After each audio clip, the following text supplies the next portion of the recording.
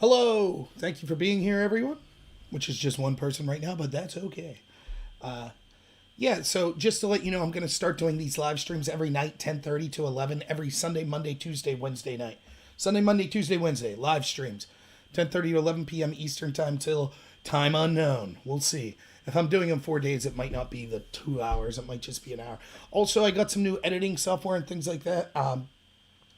And I'm going to have some kind of announcements coming up on some donations that I'm looking at. So let's just get right into it.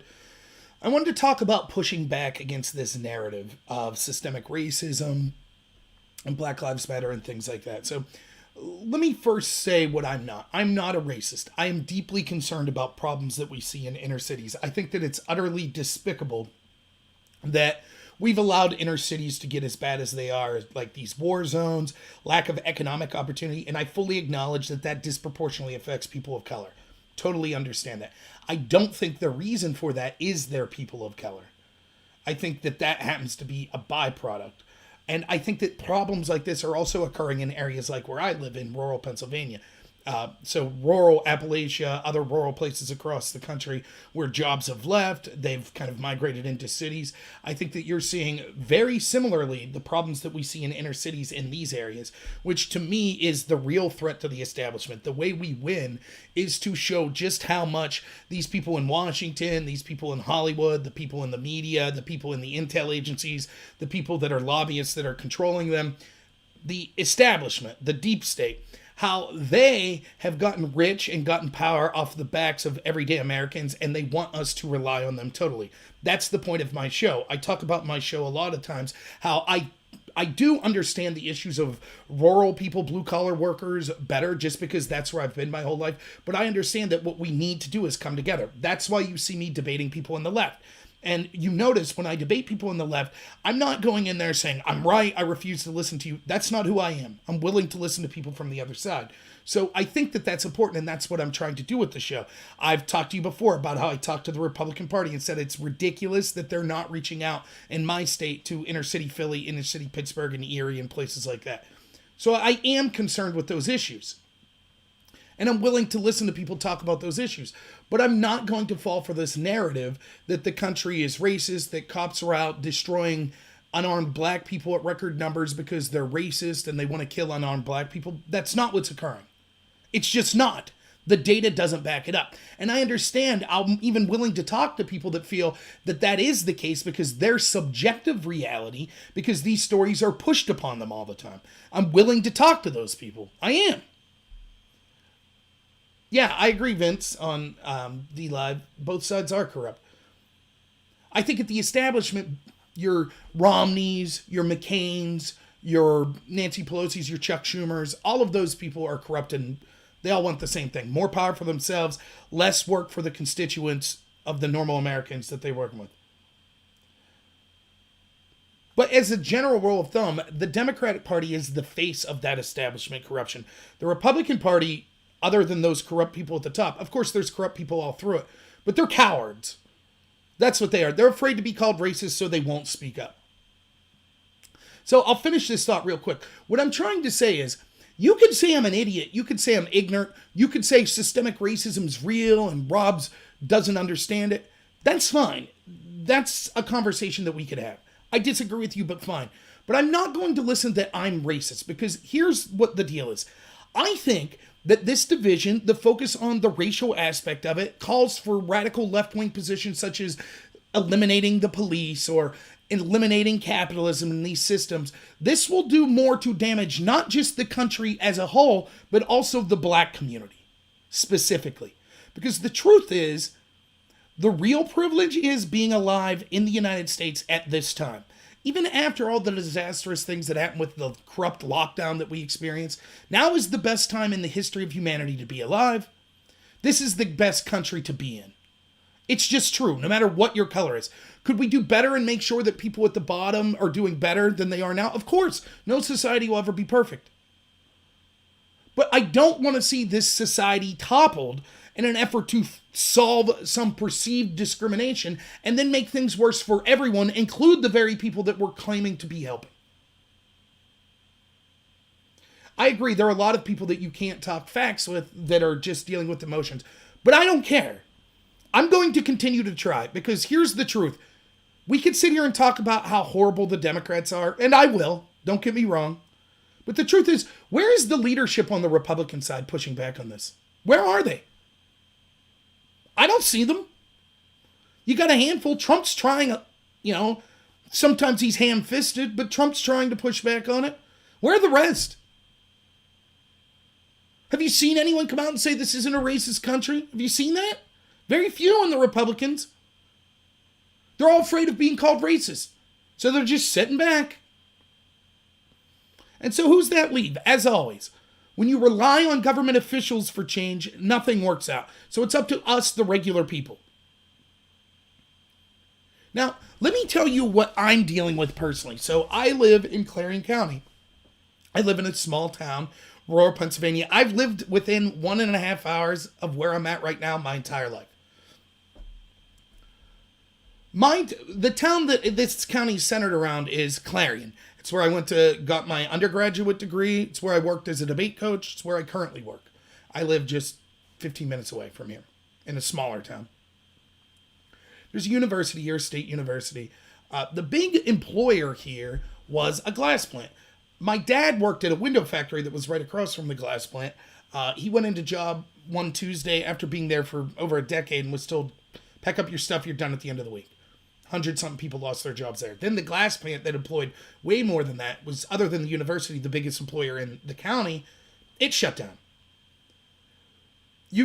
Every week, you see people overdosing here. You see people living in extreme poverty. You see people relying on drugs and alcohol.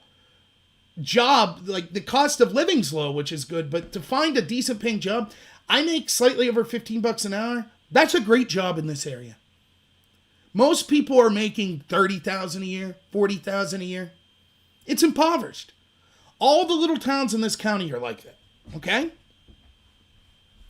The manufacturing that occurred in this county for decades has been wiped clean. Part of it through no fault of anyone. It's just because that's how economies gradually change. But part of it's because we've had policies that have shipped jobs overseas.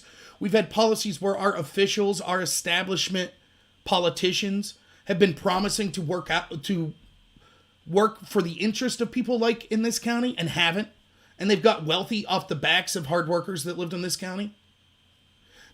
Now, this county happens to be predominantly white. I only bring this up because I just want to say, in all of the little towns, not all, but most of the little towns around here, there have been Black Lives Matter rallies. There was one just the other day here in Clarion. There's one in Brookville. All these Katanning, all of these little towns around here are having these marches. Now, if systemic racism is so bad, why is it that in these areas that there's so much of a call for racial justice and against white privilege? What institutions are there that are racist right now, that are engaged in this systemic racism? Not our corporations. They can't wait to jump over themselves to talk about how Black Lives Matter. Not our politics, not the establishment in Congress. They can't wait to talk about Black Lives Matter and see who could do more to help them. The Republicans are silent for fear of being called racist. The Democrats, they can't wait to throw enough money at the problem. Certainly not academia. I mean, they've been having majors about the problems of whiteness for years. It's not Silicon Valley. They preach Black Lives Matter any chance they get.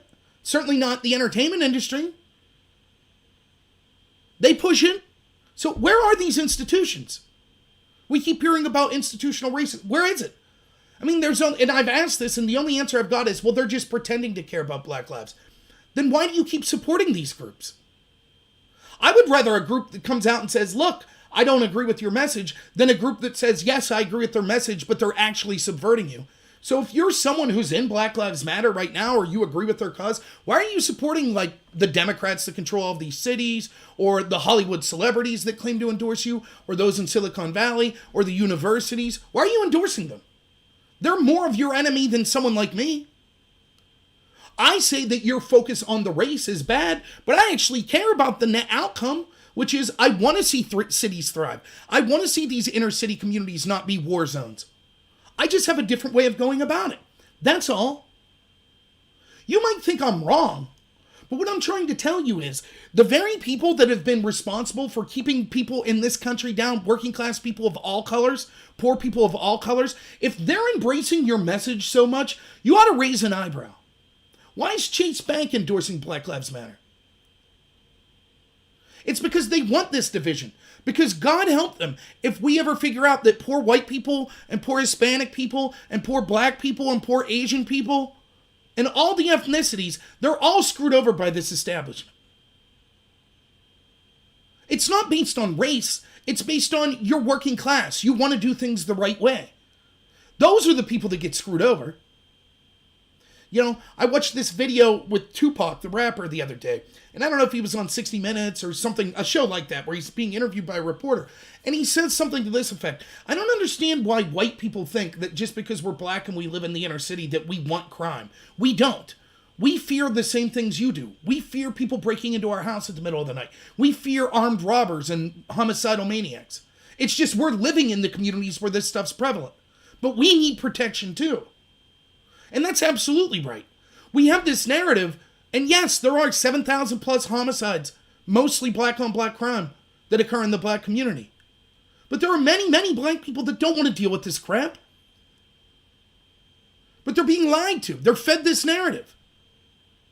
If there is systemic racism, it's in the form of the Democrats and the people that have pushed this victimhood culture for the past 60, 70 years. I've been fighting that for years. Now, I might be wrong. I don't think I am. I think I can offer a veracious defense of my position. But me, if I'm wrong, that doesn't mean that I don't care about the plight of people in that community. It's ridiculous. And I didn't wait to speak up until Starbucks told me to, or until Netflix or Amazon told me to. I've talked about these problems for years. I've talked about some of the Americans that I think are the best are people that come out of these inner city communities. Because there is a culture that says education is bad. There's a culture that says that you're a victim. And I know that I'm weak and I wouldn't have been able to come out of that culture and actually achieve like many of these great black Americans do. I've talked about this for years. But I'm told all of a sudden, because I don't agree with this narrative that is being hijacked by people that don't care about black lives, they care about a political agenda of anarcho-communism, or they care about removing Donald Trump. Because I'm opposed to that, the hijacking and the using as pawns of actual black lives. Somehow that means that I don't care about those communities? No, I reject that. And I'm not going to let people tell me, just because they're repeating a message that they heard Ashton Kutcher say, or Robert Downey Jr. say, or Steve Carell say, or Nancy Pelosi say, or Starbucks say, all of a sudden they care more about that community than me. Ridiculous. Now, I'm not, when you see me debate people, do I go on there and do I say, clearly you don't care about the black community? No, I give the benefit of the doubt that the people I'm talking with are actually concerned about the problems. I might disagree with them. I might disagree on what the nature of the problem is or how to best solve it. But I'm not making personal attacks at them, yet that's all I've dealt with the past 3 weeks. People that have been friends my entire life, that they don't want to talk to me anymore. That's fine. When we have a culture where disagreements are no longer allowed to be said, where truths or even opinions aren't allowed to be spoken because we have this sort of self-censorship, we have a cultural censorship that will mean you could lose your job, you could lose your place in polite society if you speak something wrong against the narrative. That's exactly what led to things like Mao's China. People in Black Lives Matter should welcome talking to someone like me, because even if I'm wrong and they're right, it will buttress their arguments. How many people do you talk to and you say, define systemic racism, define white privilege, and they have no idea what they're talking about? They're just like sheep repeating these catchphrases. So someone like me should be necessary to their movement because at least I'm offering some pushback. And I'm not a racist. I'm not out there saying I don't care about black people or they're ethnically inferior. I've never said that once. So why wouldn't they encourage someone like me that could actually offer some argumentation so that they could strengthen their argument by pushing back against that? And there are people out there that do that, but there's a lot that don't. And as always, the very people that want to censor you are the ones with the least to say. All they have is catchphrases. All they have is slogans. And so they want to silence you because they know that they can't offer a defense of their position. And I guarantee you know people like this. You know people on your Facebook that are just saying Black Lives Matter, and if you don't agree, if you say all lives matter, you're a racist, and blah, blah, blah, blah, blah. They have no idea what they're talking about. They're just repeating what their favorite celebrity said. They're just trying to get some sort of virtual high five.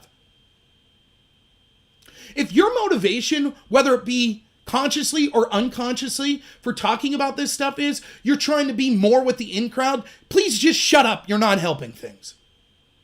At all. I say this all the time.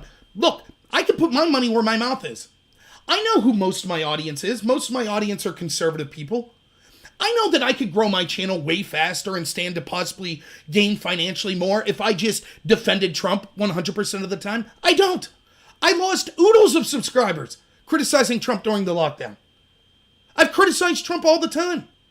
I ran for office. I knew that when I ran for office in the most conservative district in Pennsylvania, that the best way to gain votes would be 100% be totally against gay rights and things like that. But that's not who I am. Because I'm too stupid to lie.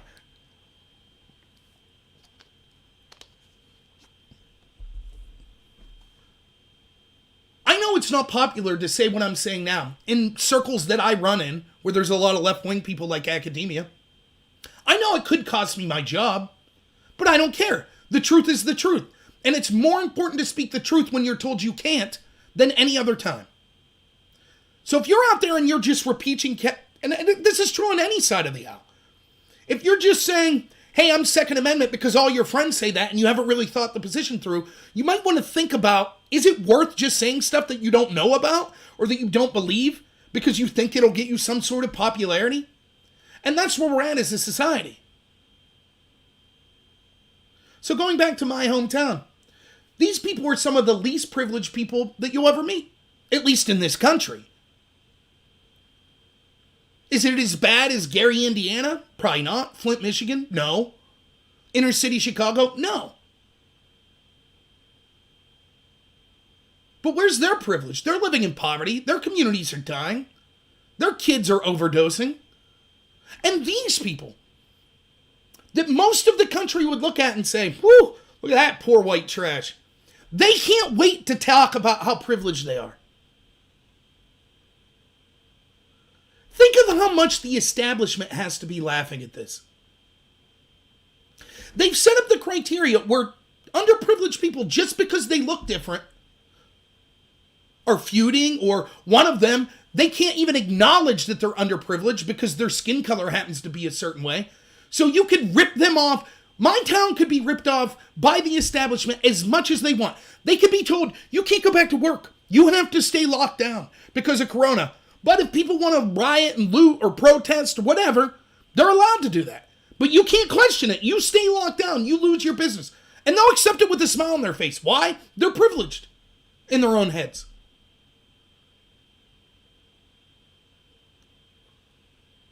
They'll lose their house. They'll lose their business.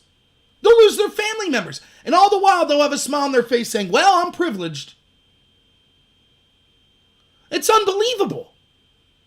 Meanwhile, people that could be allying with them in Black Lives Matter and people that are concerned about poverty and things like that in the black community, many of them have contempt for white people because they think these white people are privileged. And so, this division is caused that is totally artificial. And it's being propped up by people that think that they're helping it by talking about this privilege. They're not. Let's look at context of what this privilege is, just for a second. Let's assume for the moment that white people are more privileged than black. So where does your privilege, let me just talk about where my privilege comes from, okay? Here's where my privilege comes from. One, I'm alive now. If you are alive right now, you won the genetic lottery. You're already in the top 1% of all people that have ever existed as far as privilege. Human history is suffering, disease, starvation, war, brutality. That's just recorded history. Humanity before the recorded history is even worse. So already, if you're born now, you're of the most privileged people that have ever walked the face of the earth. If you're born in the United States, you're already one of the most privileged of people today. You're in the top 5%. If you're healthy and you don't have some sort of chronic illness, that makes you one of the most privileged people that have ever existed. So what are we talking about here? I, as a white man who's healthy and was born at this time in the United States, I'm like 99.997 of the most privileged people that have ever existed. And black people would be 99.996. And we're going to burn our country down over that? And that's assuming that the narrative is true. That we just focus and say white people are privileged, which isn't true. The privilege part only comes, and I've talked about people. They watch my last debate I did with this gentleman Vega. Explain what that privilege is. And the privilege, this is how they'll explain it. It's not that there are racists that exist right now that are giving you privilege. It's that we've had a system that was set up for hundreds of years that if you're black, it affected your ancestors, but if you're white, it benefited your ancestors. But what does that matter if you're born right now in the same position as a black person? Understand that that privilege, when we look, for example, at who's benefited through this ancestral privilege, that's a very, very small percentage of people, let alone a very, very small percentage of white people. Heck, even in the Civil War, the majority of people fighting for the South didn't own slaves. Now, does that mean slavery wasn't heinous? No. Does that mean Jim Crow wasn't heinous? Of course not. But when we talk about this idea that somehow all white people have this ancestral privilege, it's not true. And I asked the question, if you didn't watch the debate, here's the crux of what we got to at the end.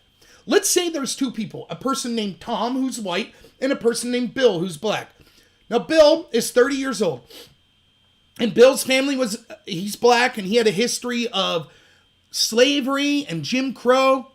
And because of those things, Bill was born to a single mother who makes $30,000 a year. It's going to be a really tough upbringing. With those type of factors, it's going to be hard for Bill to have a successful life in many of the metrics that we measure a successful life. Now, here's Tom. Tom happens to be white. His family didn't go through slavery or Jim Crow. But maybe his family grew up in Appalachia. And the mills started to leave around the 60s.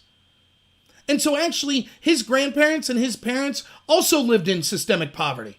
And so when Tom was born, who's white, he was born to a single mother who made $30,000 a year. The exact same position that Bill was in. Why is it that we assume then Tom has some sort of historic ancestral privilege that Bill doesn't have? And when you ask this question, the person I was debating said, yes, Tom has privilege because his ancestors had a chance. It's this sort of crazy division. Why can't we just say we're going to help people that are poor? It's that sort of crazy division is why this problem will never be solved. Because the people that continue to screw over working Americans will continue to do so as long as they bend a knee to the flag and say Black Lives Matter and things like that. Nothing will change. In fact, things will get worse, as I'll talk about later in the show. Not just for the country as a whole, but also for the black community. Things are going to get substantially worse. Because of the radical ideas that are being pushed through only because it's based on this racial narrative. If there wasn't the aspect of racialism, people wouldn't be accepting of crazy things like get rid of the police or have autonomous zones. No one would accept that. But once you say, if you don't, you're racist, all of a sudden people are like, oh, yes, then maybe we could deal with it. Right. C-Mac, then there's a question of all sorts of questions. Just because you're white doesn't mean that you don't have slavery in your history. How far back do we go? Is it all white people? What if you're white, but you're first generation American or second generation American? Are you also privileged in that sense? And then there's a question of, even though I would never begrudge the history that the black community in this country have faced, They still, although it was ancestrally less wealth that they benefited from, they still benefited ancestrally because of the United States and where they were more than black people around the world. So if we're talking about reparations just in the United States based on past injustices, of course you would say, well, the black community is one of those communities that face the biggest injustice in the United States. But if we're talking worldwide reparations, don't the same people that make the argument for national reparations say, oh, the reason that the United States and Europe got their wealth was they kind of destroyed and took the resources of Africa? So does that mean that as the United States, we have to give reparations to Africa? And what portion of that should come from black Americans? They're benefiting from a society, allegedly, that exists because of the destruction of Africa. So does that mean black Americans also we'll say it was a smaller percentage than white Americans, but they also owe reparations to Africa? And you can start to see how ridiculous this gets. We, as the Western world, have decided that judging people for the sins of their fathers is unacceptable. If we go back to that, there will be never-ending people looking at their ancestral tree claiming that people and groups owe them. This will cause division like never before. And well, I can't say never before, because we have seen in history what this happens. It will destroy the country.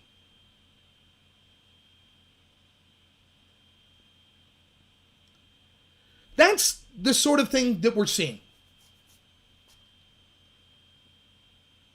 Now, what's this? So, this idea of privilege, again, even in small towns across the country, this idea of privilege is being talked about. So, I shouldn't have responded as negatively as I did, but I put a post up because I was tired of seeing, here's something that I believe. You want to say that you're privileged? Fine. You want to say that you think the country's racist? Fine. As an individual, you say what you want. I don't care. I'll still be friends with you. I don't care. But here's a pet peeve I have. Don't speak for others. Don't say, I'm ashamed of my hometown, or I'm ashamed of my family. Are there bad hometowns? Sure. Are there bad families? Sure. But it really irks me to see people that I know that didn't have terrible families, that came from great hometowns, the same hometowns I came from, that are smearing their entire town. You want to speak for yourself? Speak for yourself. Don't crap on the people that helped bring you up, though. Some of the greatest people I've ever met. Have a little self-respect. Of course, then I see person after person doing this. And so I don't post on their wall because I'm not trying to start a fight with them. But I just put basically what I just said to you. Hey, if you want to say, I feel like I have privilege, fine. But please don't say that your entire hometown you're ashamed of. You ought to really think about how you were brought up. Because that's a lot of the privilege you have. My privilege is I came from a family that's great. They might not have had a lot of wealth, but they're great. They cared for me. They brought me up the right way. My town did the same. You know, I had my friend's mom practically raised me for a couple years. I had a lot of people in the town that supported me. And now to see people smearing that town as if it's somehow terrible, after I've watched the hardships that this town went through, it just seems a bit much. That's all I'm saying. But I wasn't threatening anyone. I just said it seems shameful. Don't talk about your family like that. Don't talk about your loved ones like that. Don't talk about your town like that. That's just me. Maybe you disagree, but that's who I am. And I had people not impressed with me saying this immediately. Did you read the local comments on the online newspaper? There were people saying racist things like, you ready for this? All lives matter, or white lives matter. I said, yeah, next they might be putting signs up that say, white-owned business to stop the looters. Oh, wait, that's not what's happening. It's the exact opposite. Now, I'll be damned if I judge inner city Chicago based off the maniacs that are doing that think it's okay to destroy businesses based on the skin color of the people that run those businesses. You've not once heard me judge the entire city for that. Not once. But that's what's happening now because a couple people put all lives matter on a Facebook post of the local newspaper. Now I have to be ashamed of the whole town. And by the way, all lives do matter. And I refuse to accept the left. Again, one of the things they do is they define terms. They control the narrative. And so now this is how Orwellian. Saying Black Lives Matter is great and inclusive of everyone. Saying all lives matter is exclusive and means you don't care about black people. It's ridiculous. It's a Fox News talking point. Okay, but then Black Lives Matter is a CNN talking point.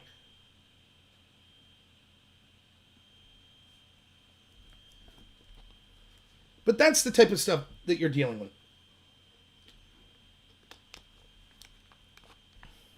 Yeah, babies' lives matter. What about men's lives? Again, how many times do I have to go through this? The argument is supposedly because blacks are killed 2.5 times more by police officers than whites per capita, that means systemic racism. But men are killed something like 12 times more than women by police. So does that prove systemic misandry? That the cops are sexist against men? Where are the Men Lives Matter rally? We don't care about men. What's part of men are white men, and white people are terrible. They have privilege, so who cares, right? This is how stupid this becomes. Now look, I'm not going to sit here and tell you I have all the answers. I don't. But I believe what made this country great is what can make us great as individuals. And that is focusing on the individual, focusing on personal liberty and personal responsibility. My message to the Republican Party and what I will run on in 2022 is they ought to be ashamed that they haven't worked in the inner cities as much, and that our message isn't that we need to change our values or our beliefs, but we could use those values and beliefs to help people of all color. My message to Black Americans is this.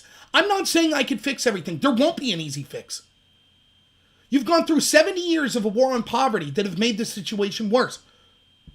Where they've encouraged a culture that is against education. They've encouraged, and when I say they, I mean the establishment, not the black community. They called you victims. They encouraged single motherhood. It'll take decades to start to climb out of that hole. But the best possible chance we have is to start treating people as individuals and stop focusing on race. When we see racism, we speak out against it. But we don't look for racism everywhere. Now, we could talk about specific policies, but that's the best I could offer. And I think there are people in the black community that are tired of being treated like they're just a black person. They're individuals. They're tired of a Democratic Party whose candidate for president says, if you don't vote for me, you're not really black. That's how little these people think of black people. You can't even have free thought. And instead of capitalizing on this with Republicans, they're too cowardly that the same people that are screwing the black community over will call them racist, that they shut their mouth and say nothing.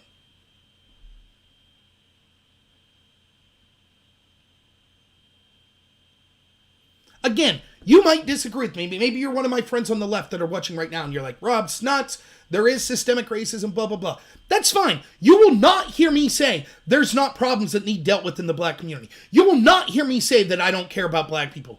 And I didn't start speaking about this when Starbucks told me to.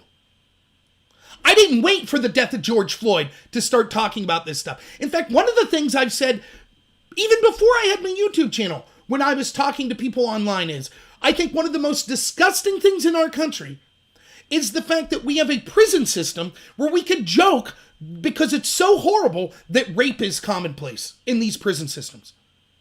That's unacceptable in a first world country. Unacceptable. I've talked about that for years. I've talked about how I don't like the war on drugs.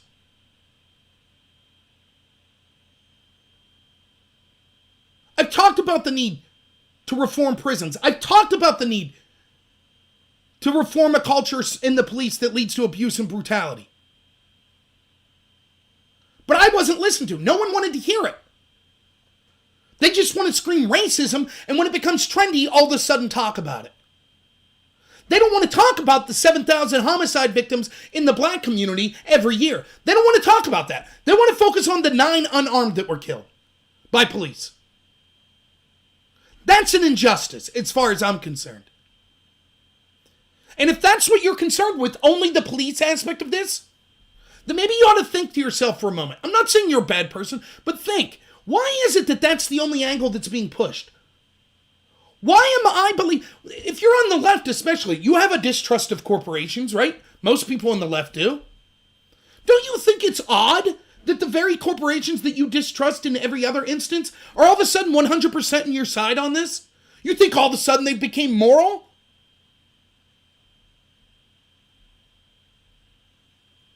Now, not only do I think that my solution to this problem, I think the war on poverty has been a disaster for the black community. I think the disbanding of the two-parent household has been a disaster. I think a culture that shames people in inner cities that want to have educations. I think a political party that uses black people as pawns and is against things that we could actually see help the black community in these cities, such as charter schools. I think all that's been a disaster.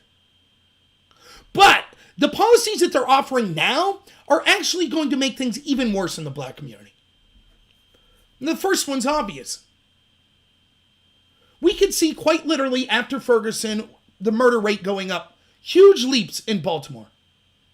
We can see in LA, since these riots have started, and since calls to defund the police have started, homicides are up 250%. Chicago's had their deadliest week. It is, study after study shows, increased police presence leads to a decrease in violent crime. Does that mean we shouldn't work on reforming some of the police? Of course not. And so, to virtue signal, a bunch of people that will never live in these inner cities, that have, like if you're in Hollywood or like all these celebrities that are morally preening to us, or if you're in Washington and you're a politician, you have private security. You won't have to live with these consequences. You know who will? The black community. And so, in an effort to be outraged, which is fine to be outraged, about the death of George Floyd and the 9 unarmed blacks that were killed last year by police. By the way, there's no proof that all of those were unjustified shootings. In fact, many, if you look at those stories, seem quite justified. Just because someone's unarmed, for example, the one was an unarmed black man was choking out a black female police officer to death, and she shot and killed him in self-defense. Just because he was unarmed doesn't mean it wasn't legitimate. So now, a bunch of people that won't be affected could feel good about themselves. The black community will suffer more. That's what's going to happen. But there's other side effects that people aren't really thinking about. Ask yourself this. Seriously ask yourself. You saw the situation in Atlanta where a black man was shot? I don't care what anyone tells you. I don't have the full details, so I'm not going to speak much on it. But this is a complete different story than George Floyd. George Floyd was murdered. If you wrestle with police, take a weapon off them, then run from them, then turn and try to fire that weapon at them, you have to expect that lethal force will be used at you. What are the police supposed to do? Get tased, leave them take the firearm, only shoot back once they're shot? It makes no sense. But we'll wait and see if more information comes out. All I'm saying is it's clearly, this is the only statement I'm making right now. I'm not saying it was justified shoot because I don't have all the evidence. And I always try to wait a while before I make a comment on stories like this because oftentimes more stuff comes to light. So I've seen several camera angles of it. All I'm willing to say right now is it is clear this is not clear-cut like the George Floyd case. I think we could all agree on that. George Floyd was murdered.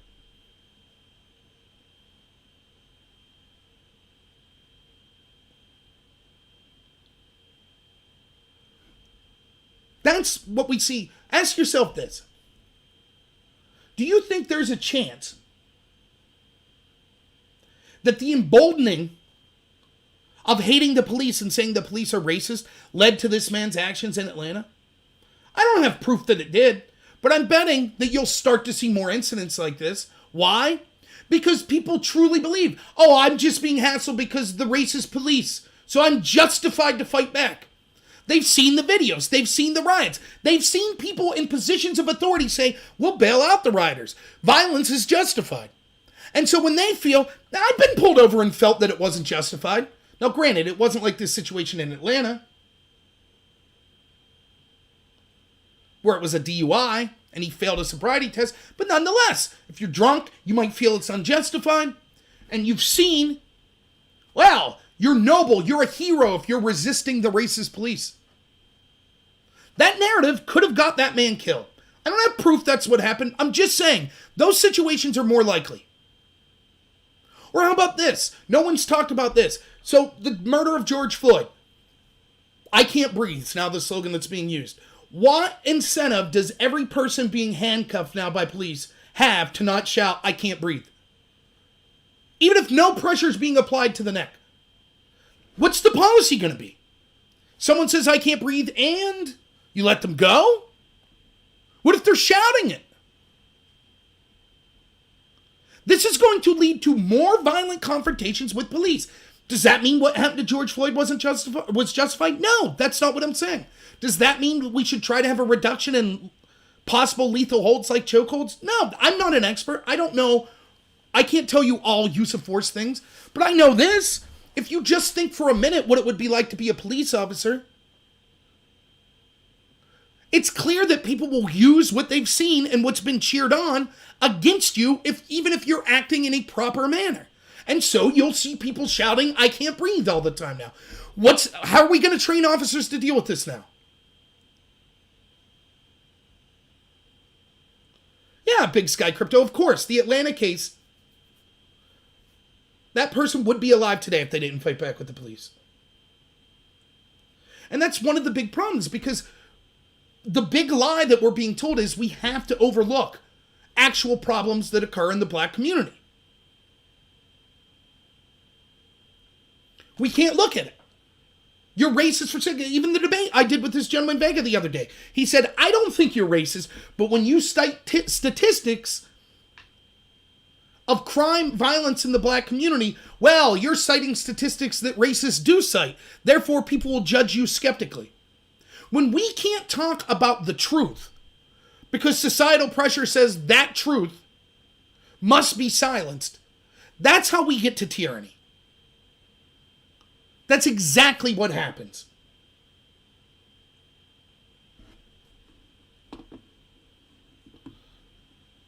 I have a mod on DLive.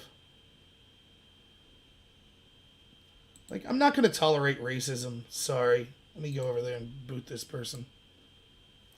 I don't care. You call me a cuck. George Floyd was murdered. Period.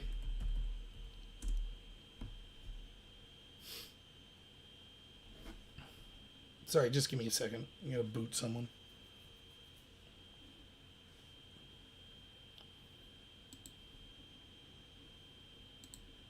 Maybe. Ugh. But that's what's going on.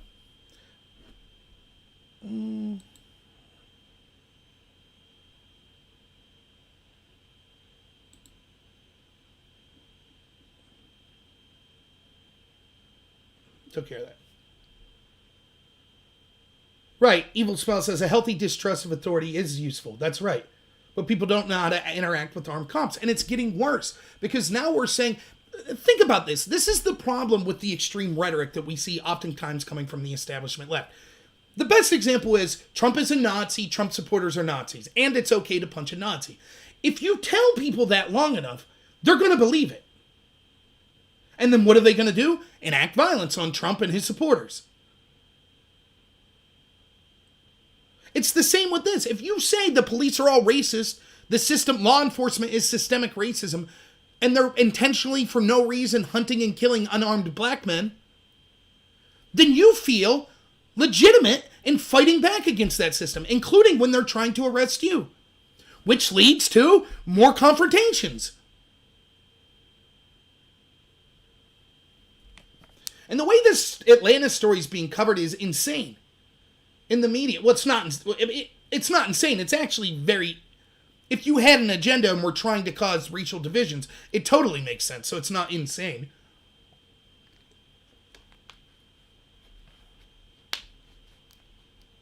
Right, C-Mac, I totally agree.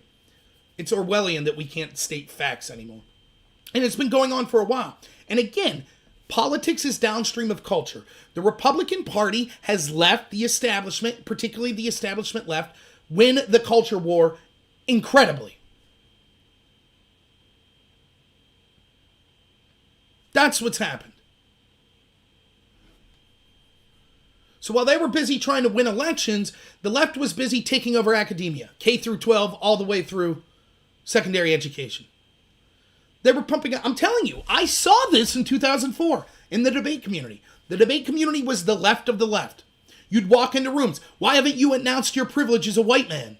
What are you talking about? We're here to talk about corn subsidies. You're a racist. You're white. You're evil. You're a man. We should get rid of all men. We should get rid of all white people. These were serious, credible arguments. You couldn't argue being white's a good thing, being man's a good thing. You had to say, no, I'm not really white. I'm not really a man. That was the only way to win. That's how left-wing the debate community was. Those people now are running the show. They're controlling our newsrooms. They're controlling our politics. They're controlling Silicon Valley. I saw this. I warned about it. So did many other people. But the Republicans didn't care. Go look at the video. What's that girl's name? She's a right-wing activist. Caitlin something? Maybe Caitlin Bennett, maybe? I don't know. But there was this video of her at a university 5-6 months ago where she went to talk and a mob circled her and chased her out and threw stuff at her vehicle while they were leaving. My video was, defund the universities. Defund them. Why are our tax dollars going to bastions of communism that are talking about overthrowing this country? You want to have a private university that doesn't get government money that does that? Fine. If you're getting government money, then you should at least be mandated to allow speakers of a differing political ideology on there. I'd say the same thing. If you had a university like Liberty University that's seen as traditionally conservative that said, oh, no left-wing people are allowed to come, and they were assaulted if they tried to come, I'd say no more federal money for that school then. If the administration can't punish the people and use their police force to ensure people of differing political ideas are allowed on campus, then they should get no federal money. It's that simple. We need to stop funding this. Yet we do over and over, just like we fund NPR, which is just a left-wing propaganda outlet.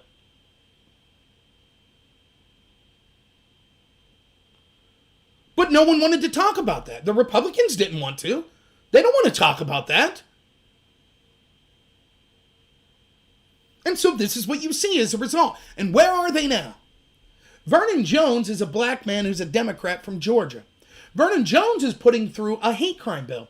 And he says that that bill is intended to stop political hate crimes because he's sick. And this is a Democrat, a black man from Georgia who's a Democrat. Vernon Jones is his name. He says he's tired of seeing video after video of Trump supporters being physically beaten merely for their political support. That's a Democrat that did what no Republican in Congress would do. Why am I voting Republican again? Why am I supporting these people? Oh, well, the left's worse. We have a bunch of cowards. They're hiding right now. They didn't say crap about the lockdown. They went along with it totally. And now they're not saying anything while it's flying in our face. People are saying how evil our country is. They're just keeping their mouths shut. That's how things have gotten as bad as they are. That's how small towns like mine have people that are some of the most underprivileged people in the country shouting about how privileged they are as they continue to get screwed over by their representatives. That's how that happens. Because there's no one credibly pushing back from the other side. Everyone's afraid. Even most of your conservative media people are afraid.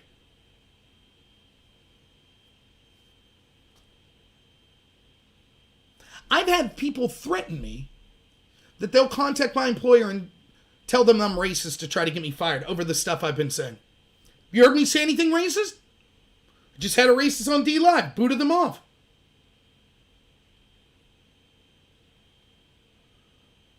I'm taking a risk. I'll go on. If I would lose my job over this, I know I'm in the right. I might not be right in the sense of my ideas might not be the best. You could say that they're factually incorrect, but I know I'm morally justified in what I'm saying.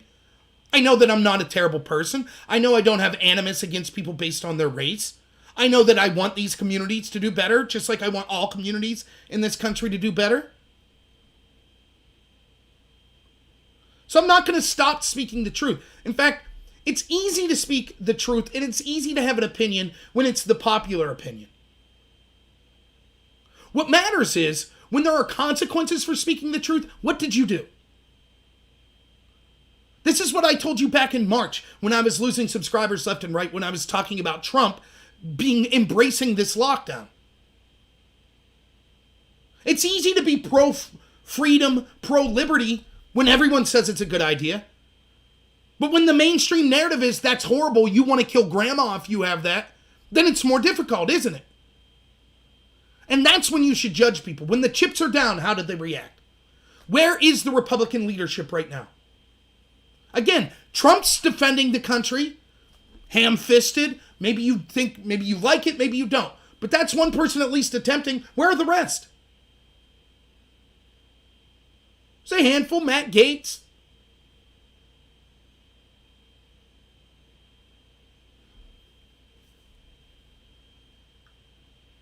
If there were actually people pushing back in the establishment, and you know what's funny? You know who you see pushing back? One, they're black people, right?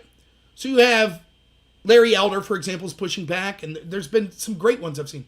Bob Woodstein, I think, is another, that are pushing back. And they have every right to be furious. Again, if there is, in my opinion, the systemic racism is the systemic bigotry of low expectations. I did this video where I talked about my white privilege. I did two of them, the roadside ramblings. The one was kind of decrying the idea that we say that there's privilege based on race, but the other was there are privileges and disadvantages to being every race. One of the privileges I have as a white person is I have agency. When I screw up, people say, that's because you screwed up. In this country, for a lot of people in positions of power, that is not true of the black community. They have no personal agency. They are treated like children. Oh, the black community, they can't help it. They don't know better. They've been victims for 400 years, so we can't hold them responsible. That is offensive. Again, I can only say my feelings on this, but I would rather someone despise me than someone pity me. Someone treat me like a child.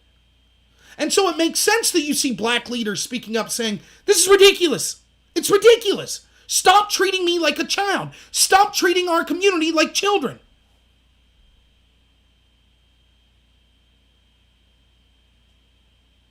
You know, I read this the other day. I don't know if it's true. I haven't seen the raw data, but this would make sense in my mind.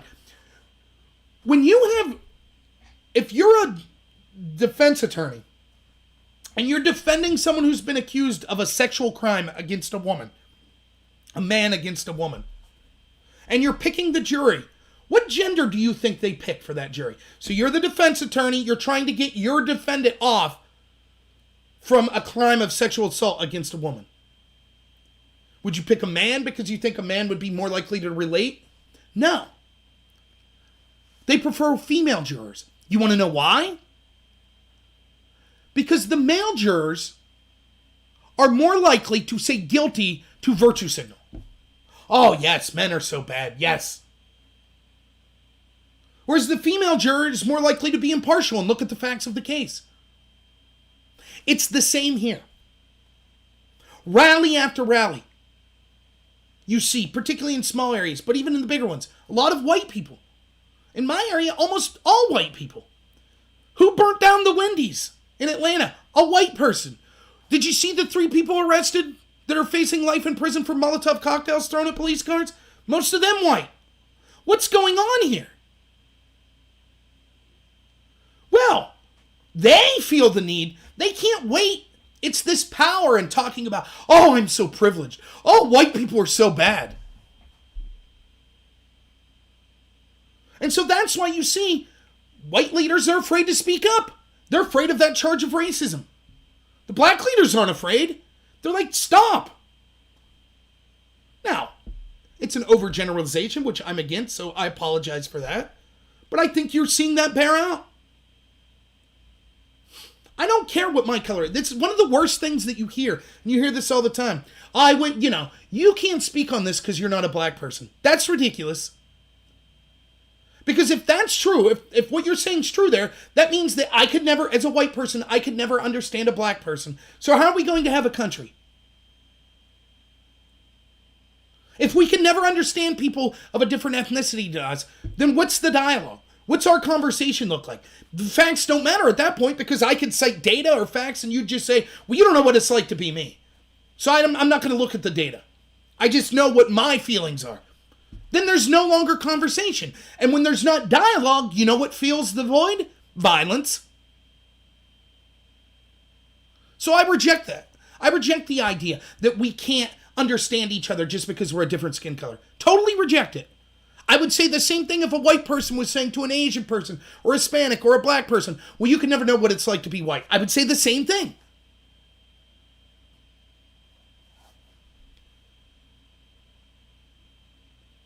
Yeah, bored skinny jeans guilt. Yeah. So that's what you're seeing a lot of. This. And it's disingenuous. You know, every person I talk to online, and again, I need to do a better job of not getting into fights with people on Facebook. Facebook's and Twitter, there's places, it's so hard. Because if you have a conversation with someone, you can kind of tell from their tone and body language. You can kind of get yourself through it, even if you're disagreeing. But with just written word, it's just, you always assume the worst. And then they assume the worst of you, and then you end up fighting back and forth. But every time I talk to someone, because it's always the same discussion, oh, Rob, if you don't think Black Lives Matter, blah, blah, blah. I didn't say Black Lives don't matter. I don't agree with their political message. I think that they've taken a marketing tactic where they've taken a term that everyone agrees with. Black Lives Matter. Yes, everyone agrees with that. Black lives do matter. And then they've attached all this garbage onto it. Well, that means we need to end capitalism and abolish the police and pigs in a blanket, fry it like blank. No, I don't believe in all that crap. I don't believe in the political movement. I believe in the idea that Black lives matter. Just like white lives, just like Hispanic lives, just like Asian lives, just like men lives and women lives. But I don't believe that, oh, well, if you don't believe in the political movement, then you don't think Black Lives Matter. Yes, of course I do. They do this. They change terms all the time. Defund the police. What's defund the police mean? Well, if they're talking to you as a conservative, they'll say, oh, it's not extreme. It's just, cut back their budget a little, put it in areas that will help. We'll have more social workers, cut back the police budget a little. We spend billions of dollars on them, so it can't hurt. By the way, if you're conservative, aren't you for spending less money for government agencies? So we'll pull back a little of that money. You're like, okay, that maybe sounds reasonable. Then they're in front of their left friends and they say, yeah, we're going to abolish the police. That's what defund the police means. So it changes meaning, just like systemic racism. All of these terms change meaning depending on what their audience is. And so you can't pin them down. So they could, in front of you, they seem reasonable. But then they're creating autonomous zones. That's what we're seeing. Yeah, I remember oink oink bang bang. Yeah, patriotism, the idea of loving the country does bring people together. And remember, what is the agenda behind the people pushing this? They want globalism. They want San Francisco for the entire world. They want a neo-feudalism. The mechanism of communism, or the fascism that they're pushing, whatever you want to call it, is just, the only part of that they like is complete government control. They want complete government control. They want the end of national borders. That way, all of their establishment friends could have total power over all of us. And it'll be this sort of neo-feudalism, just like we see in LA, just like we see in San Francisco, where a bunch of wealthy people live extravagantly and everyone else lives in filth below them. And they'll give you bread and circuses so long as you worship them. That's what they're pushing for.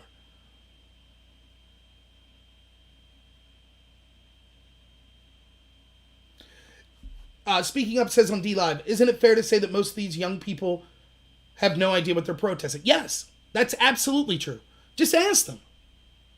Like, without batting an eye, they'll say, like, I've seen this over and over, like, just on Facebook. People, here's a graph. This is all you need to know. White people, 60-some% of the country, only 20% of deaths of shooting by police. Black people, 3 times more likely, only 13%. And it's like, okay, now do homicides. What? That's racist. What are you talking about? Look, I'm sure most people here know this. But the most likely thing to lead to police having violent interactions with the community, whether it be justified violence by the police or unjustified violence by the police, all types of violence between communities and police members, the number one predictive rate is how much violence is there in that community. If you have a community that has almost no violence, regardless of the skin color, the chances of there being violence between members of that community and the police plummet. If you have a community where homicides are occurring all the time and violent crimes and property crimes are occurring all the time, then the chances of members of that community being involved in violent altercations with the police skyrocket. So if you take skin color out of it, it's like, oh, that makes sense. A population that's committing 50% of homicides is actually responsible for less than 50% of violent interactions with police. Makes sense. And I'm not saying it's because black people are inferior. I'm saying that they have things like cultural things that push to that. Like, for example, we encourage adversarial relationships with the police in black communities in a lot of places. We encourage things like a gang culture and a drug culture. We encourage a lack of education. There's crippling poverty that occurs there. And unlike in Appalachia and places where there's crippling poverty that seems to be more white, these people are living on top of each other. So if you're very poor and you're in a highly population-dense area, the chances of violent crime increasing goes through the roof. We should be doing things to help these communities. Absolutely. But just saying racism doesn't lead to a solution. It just causes division. It allows the people that are in the establishment that have taken advantage of these communities and all poor people in this country, including middle-class people that are just blue-collar workers, it allows them to continue to exploit everyone because now we're busy fighting each other over this boogeyman. And you're not even able to offer real-world solutions. By the way, the establishment that's behind this, they don't want real-world solutions. Why would they? Let's say they were like, what we want, the big issue is we want civilian oversight at a national level of the police. Okay, you got it. Then how's Al Sharpton going to make his money next year? They don't want demands that could actually be met and actually lead to real-world solutions because then they're out of a job. That's their mechanism for controlling people. So they always set it up so that it's impossible. Oh, we need to dismantle systemic white supremacy. What does that mean? And so they make demands they know will never be met. That way they can still say, see, it's racism. No one will meet our demands. And it's not just the inner city. Like, you can hardly blame the person in the inner city black community. They've been told for 60 years how racist this country is. They've been told that they're victims. They've been told to have adversarial relationships with the police. And so that's predictably what happens. You almost can't blame them.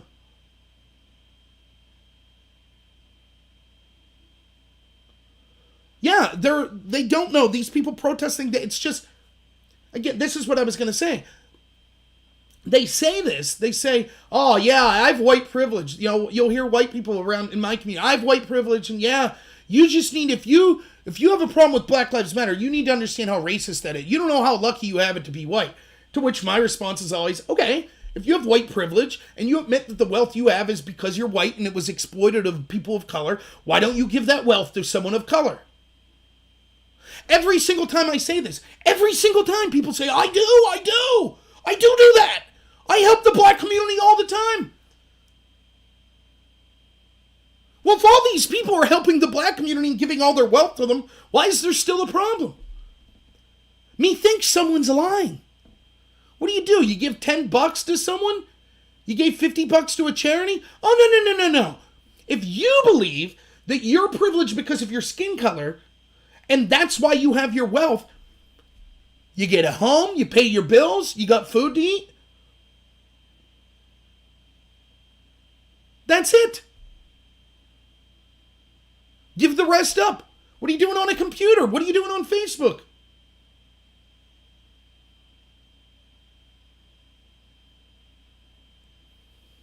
Oh, we got some clever artwork going on Twitch right now, so. Yeah, you can follow me at Normal America with Rob Noor on Twitch as well. I've been simul-streaming there. So, yeah, it's clear that they don't know what they're doing. It's just trendy. That's it. You remember what was remember the Coney thing? What was it like? I don't even remember. That black warlord that it was the course du jour for a week. Oh, everyone on Facebook was changing their names. You know? I really got to get some mods in different places. Hey, I think maybe I'm doing better though, right? If I got people coming in hassling my channels with racism or pornography, maybe I'm doing better. Let's go over here and boot this person, I guess. By the way, just if you're new to my channel, I'll never boot you for disagreeing with me, even calling me names, things like that. If you're saying things that are blatantly racist and things like that, you'll get booted. If you're spamming, you'll get booted. If you're posting pornographic stuff, you'll get booted. So, other than that, though, feel free. You can call me names. I don't care. You can disagree with me. Just 1 second. So, yeah, I don't have a lot of mods because I'm still a small channel, but I'm trying to grow.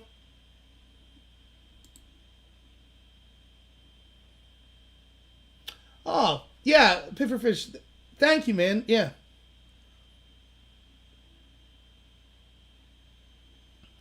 So, yeah, so let me, I don't know how much longer I'll go here tonight. So I'm going to try, again, so just a quick programming note. I'll get back to the topic here in a second. I'm going to, every night between 10:30 and 11 p.m., every Sunday night, Eastern time's all, Sunday night, Monday night, Tuesday night, Wednesday night, I'll be trying to do videos. Do I have any mods on right now? Probably not. Let me post some of my links. I'll have to post them myself, so bear with me. But I'll post some of my links so everyone can see to all of my channels. But yeah, every night, Sunday, Monday, Tuesday, Wednesday, you'll be able to see me doing these videos. Sometimes an hour, sometimes 2 hours. If I'm doing a lot of them, maybe only an hour and a half. Because even me, who runs my mouth all the time, I run out of things to say. So I'll start putting my links up. So hopefully everyone can see them. I'm on locals.com now, which is Dave Rubin's platform, which is promising not to censor anyone on the political right or left. So that's why I'm there. You can support me on Patreon, and I'm going to make a push to get money from you all. I have a goal now, which I'll explain here in a little bit. But yeah, so that's what I have to say on this idea of the narrative. We need people that are pushing back. We need people that are unafraid. I don't care what skin color or even what political... If you're on the left, like, let me make a case here for a second. If you're a Black Lives Matter supporter and you're on the left, let me make a case for this for you. I'm clearly not a racist. I'm not. I challenge anyone who's known me in real life. I challenge anyone... Oh, those times again. Let me give them again. 10:30 to 11 p.m. Eastern time. I don't know. It just depends on when my work schedule ends each night. 10:30 to 11. So in that time frame, I will be starting every Sunday, Monday, Tuesday, Wednesday. We'll be doing a live stream. And YouTube won't tell you, and, you know. Let's see. Here's my D Live. So what was I saying before that?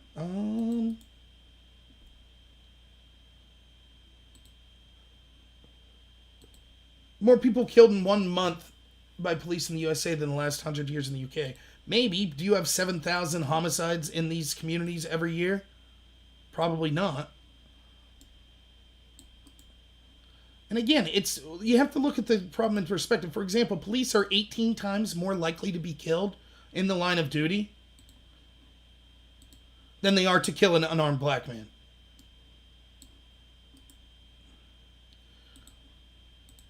So we need people, yes, that would be 7:30 Pacific, correct. We need people to be pushing back on this narrative. And if you're someone who's in Black Lives Matter or you're on the left, you should welcome people like me that are pushing back, because I'm clearly not a racist and I clearly want these problems to be solved. I'm just coming at it from a different perspective.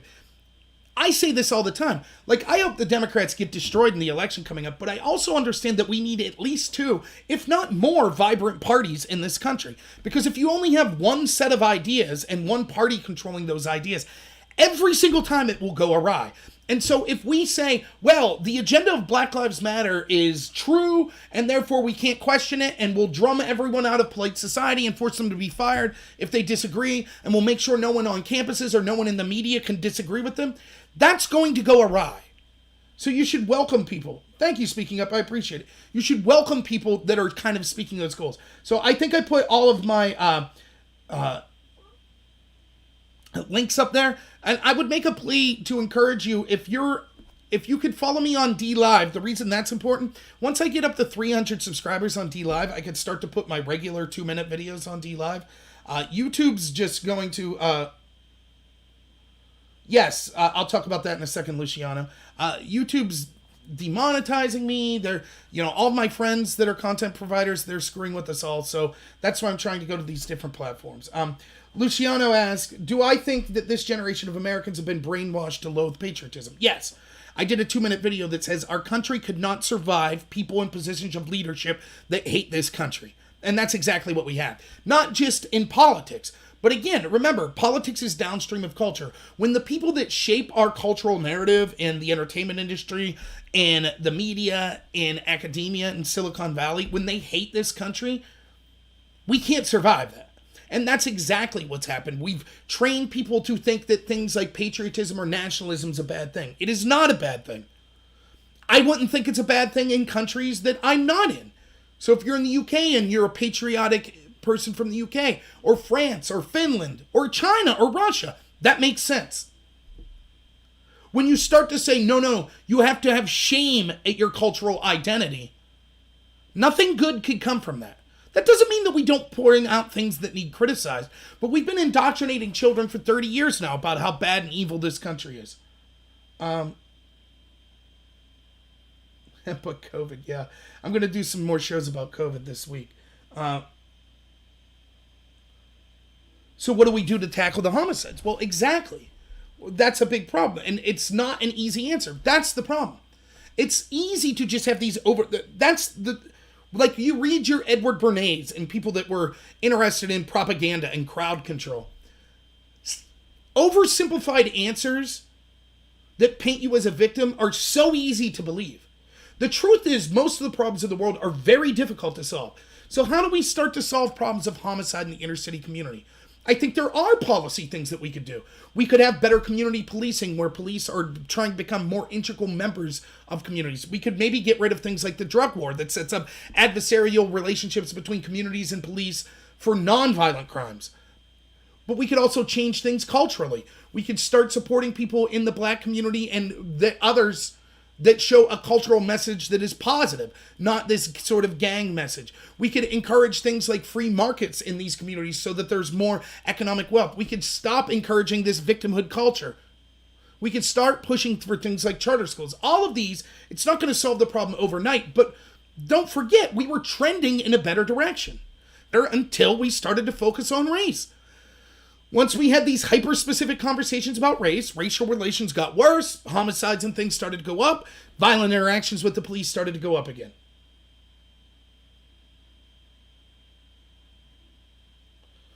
It's not just that they hate the country. Like, the people that are using that politically, I don't know that they hate the country. They certainly don't love it. They love power for themselves. That's what they love. They want to erode national borders. But there are a lot of people at the level below that have self-hatred, or like, for example, Obama thought that all of the problems in the world were the fault of the United States. Now, there's fair criticism that the United States has been involved in a lot of these foreign regime change wars that I'm against. But that's why you heard his wife, for example, say, when was America ever great? That's the mentality that's had here. Yeah, I agree with you, Beach Bear. I'll never call myself a victim. So, that's what causes this sort of racial division. So, that's what I think the best way we go about solving it. I will be debating people, hopefully this week, again, that disagree with me. Go to my channel and watch the debates I did. I did 3 last week. I did one with this Twitch streamer on the left called Destiny. I did one with a panel of 8 people. And then I did one with a gentleman named Vega. I'll be willing to debate more people from the left. That's a great question, Lee. If blacks make up 13% of the population, why are they committing more than 50% of violent crimes? Again, there's tons of reasons. I don't know the exact... It's not just one thing. It could be because they're more likely to live in poverty. It could be because they're in poverty in population-dense areas. It could be because it's sort of this self-fulfilling prophecy that we've encouraged that cultural the cultural things that have led to that to go on for years. We fostered it, which means that each generation then has to arm themselves and join a gang in order to defend against the gang. So we need to be taking proactive steps to lead against that. Instead, we're doing the opposite. We're encouraging the victimhood mentality. We're saying it's racist to even discuss that sort of violence. And what's the result of this at the end? It's not just that we're damaging the country at whole. If you look at the black community, we're making things worse. Abolishing the police will lead to more homicides. It will literally lead to more black people dying. That's what's going to happen. So, all right, so I'll start to wind down here for this evening, but I'm willing to take specific comments or questions as we're going on here. I am going to make a push for financial support here, and here's why. So for those of you who didn't know, I found out 2-3 weeks ago that I'm going to be, well, I actually knew for longer than that, but we were waiting until 2 weeks ago. I found out that I'm going to be a dad for the first time, and I'm ridiculously excited. For those of you who haven't met my wife, she does videos with me here and there. Not very political, but she's awesome. She's the best person you ever meet. I love my wife. So we're going to have a kid, which is, as someone who's poor, who makes about $15 an hour, it'll be tough to have money to raise that kid. But that's fine. I'm not asking for help for that. But here's what happened. If you notice, a lot of times when I'm debating people or I have people on my show, I lag so bad. And that's because I'm using this. It's this 3-year-old HP, which my wife was generous enough to buy me, but it just does not have the power. Thank you for everyone saying congratulations. It just doesn't have the power to be able to live stream plus do a Zoom call or a Google Hangouts call or a Discord video. And so I finally bit the bullet and I bought a laptop that will be here a month from now. It's not high end by any means, but it's one that I had my eye on, that I had some friends that are tech savvy that told me this would be a good one to get, and it would be good for streaming. I'm not going to be doing a lot of gaming or anything like that on it, just for streaming. And so hopefully it'll have a processing power that's capable of me, because I want to start doing these debates every week. I want to start having guests every week, but it's hard with the equipment I have now. That laptop cost me $1,200. The reason I bring up the part with my wife being pregnant is she is ready to physically beat me to a pulp because she doesn't know how I could justify spending $1,200 when we have a kid on the way. By the way, January is her due date. So, rational. Without the Y. Gaming. So, which laptop did I get? I don't know if I still have the link. It's let me see. I'll read the specs to you. It's an Asus TUF Gaming A17. I don't know anything about computers, but my friends sent it to me. Or I sent my friends, and they seem to think it would be good for my purposes. So that was the best price that I saw. So that's why I got that one. So anyways, as part of my efforts to not be beaten to a pulp by my wife, I told her that I will be asking people for financial donations and trying to reach a goal of $1,200. So what do you get if you support me? You get to see my beautiful face more often, which will be great. Just real quick, a little about me is I put this content out. I'm also dealing with leaders in the Republican Party in Pennsylvania, particularly people at the state level. I'm also doing a radio show that I do every Saturday from 11 a.m. to 1 p.m. I get $0 for doing that show. I work about 90 to 100 hours a week. So I'm trying to do everything and still put out content. And I'm making a consistent push because I think it's, one, important to grow my channel. And second, in a time like this where so many people are too cowardly to speak up in the Republican Party, it's important to have voices that are speaking up. And I think that I'm able to do it from a sincere position because I actually want to see this country do well and I want to see these inner cities do well. So I think that my message is a good one that could actually help. So that's why I'm asking for money to be able to get that equipment. All money that would be sent to me will go directly back into the channel, will go directly towards this equipment. I have some great people that have already donated things to me, and I really appreciate it. So the best ways you could donate to me is if you're on D Live, you could donate lemons. If you're on YouTube, you can also donate super chats and things like that. I put my Patreon and PayPal links up there, which I'll do again. But if you prefer, if you email me to rob.nor@gmail.com, which I just put up there, I could give you a direct link to my P.O. box if you prefer to avoid all of those companies. I'm totally fine with that too. So I hate asking for money. I really do. And if you're tight with money, I tell people this all the time.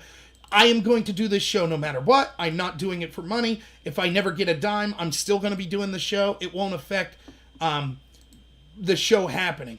But the more money I get from this, the more I'll be able to put more time in it, because I won't have to work 90, 100 hours. And I won't be in physical pain as my wife pummels me for spending all of her money on a new laptop. So that's my pitch tonight and so you'll see me making that pitch more often now, unfortunately. But again, if you can't donate financially, no problem.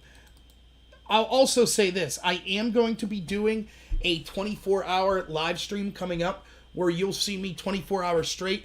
I'm going to try to get 24 guests. I've been waiting until I got a laptop that could handle that.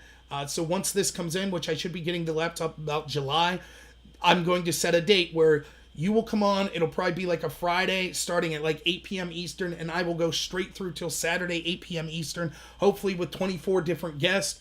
And we're going to cover all the issues of the day. It'll just be me, a lot of coffee, a few bathroom trips, a sandwich here and there, and just going on. So,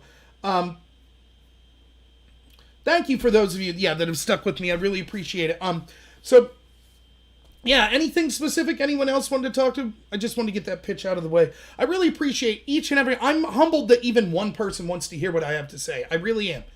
I mean, it seems in my circle, it's hard to find people, even here, in an area that's overwhelmingly Republican, it's hard to find people that really want to talk about politics or really want to hear about these issues, because it's complicated and it's depressing.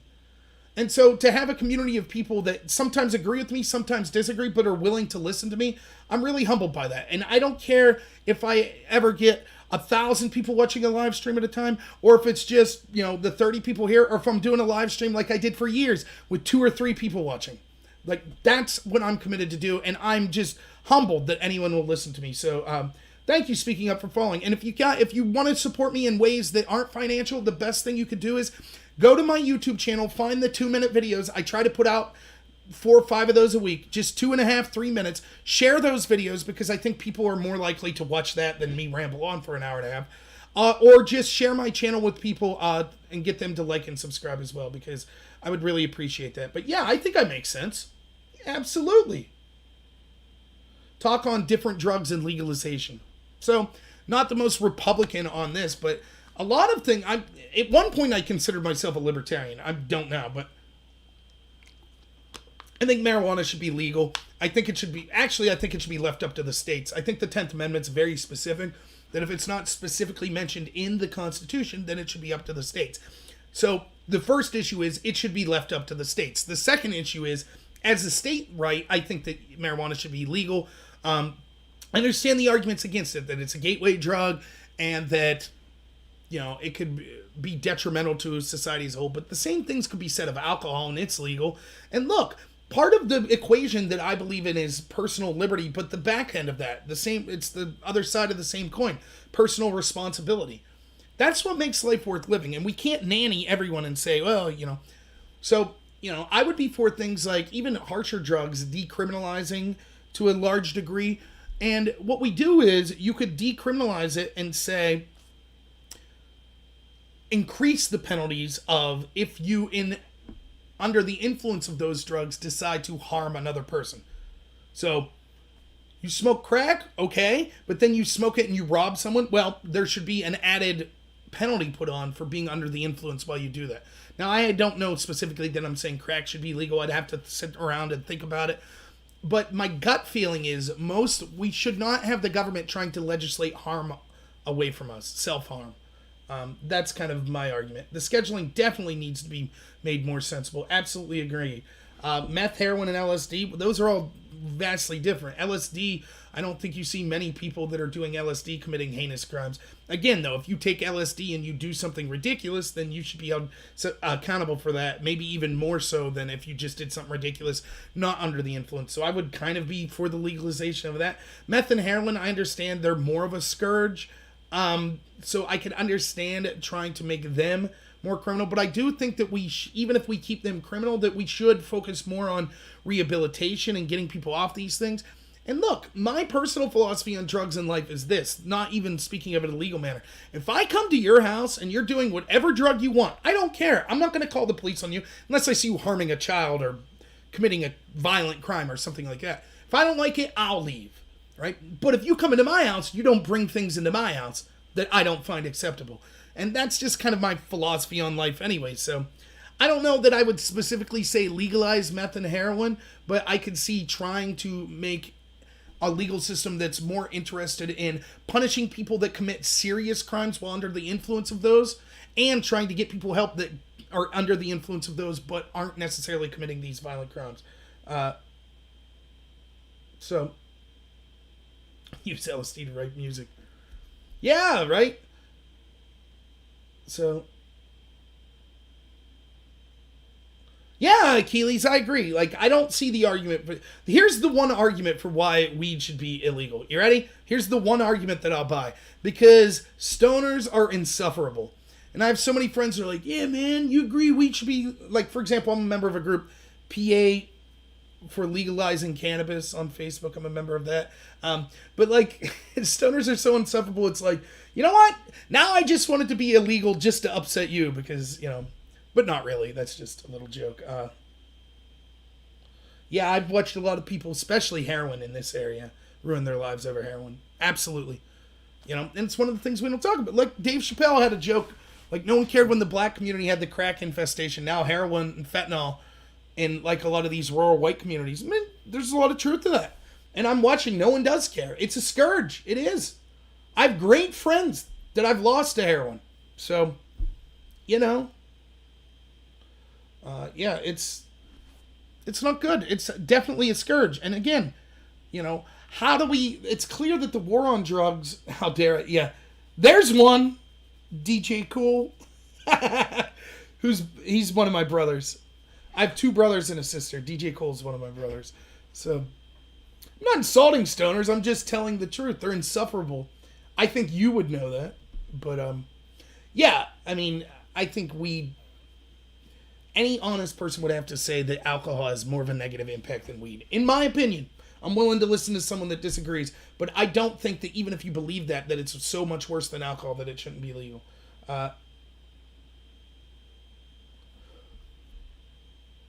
Recreational use should be restricted below the age of 25. Maybe, but how can you send someone to war at 18 and say that even if it does cause developmental issues... If we're willing to treat people like adults and other issues where they could literally fight and die for the country, how can you tell them they can't take a substance? We should educate and say, look, it could be harmful to you, but, you know, I don't understand why that wouldn't be the case. My YouTube channel is Normal America with Rob Knorr. I'll put a link up again. Now, the videos that I put in YouTube, again, because I can't put them on D Live, I don't know about Twitch. I haven't tried that yet. I haven't tried to put videos up on Twitch yet, but on D Live, I can't put those videos up because I need 300 subscribers. So even if you've never watched D Live, if you go there and subscribe to me, it'll help me get to that 300 subscriber milestone so I can actually start to put non-live videos up there. But you could also go to locals.com and see all of my non-live videos. Take the silence as a no. Did you ask me a question? God, man, do I believe? Do I believe in God? Is that your question?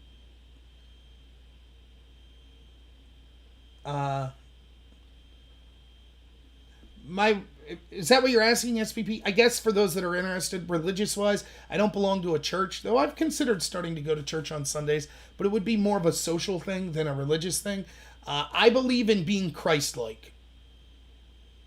Do I believe in a higher power? Yeah. I believe I don't know what I honestly think about like the specifics of the Bible or anything, but I believe that Christ is the figure that we should try to emulate to have the best life that's for the best of ourselves and those around us. And so that's the motto I try to live up to, which clearly I fail all the time. But I don't begrudge people that try to live up to that standard, that come through it through a different religion or a lack of religion or anything like that. So that's my beliefs when it comes to being Christ-like. I think that a lot of times religion gets overcomplicated and we get into these dogmatic issues where, at least to be Christian to me, is to look at who the central figure was, which was Jesus, and say, that's how I should try to be as much as possible. And to me, the first step to that is telling the truth and speaking up even when the powerful tell you not to speak up. So that's how I try to live my life. So, but I don't talk about religion a lot because I think that I've seen people that maybe wouldn't identify as Christians, but I think are morally great people. And however they get to that, that's fine by me. I'm not a theologian. I'm not, I kind of keep my religion more private, but that's where I'm coming from, and I don't begrudge anyone for being outward in their religion. I'm not saying that's a bad thing. I'm just saying that's just how I am. Any other questions? So please consider donating me financially or recommending my channel.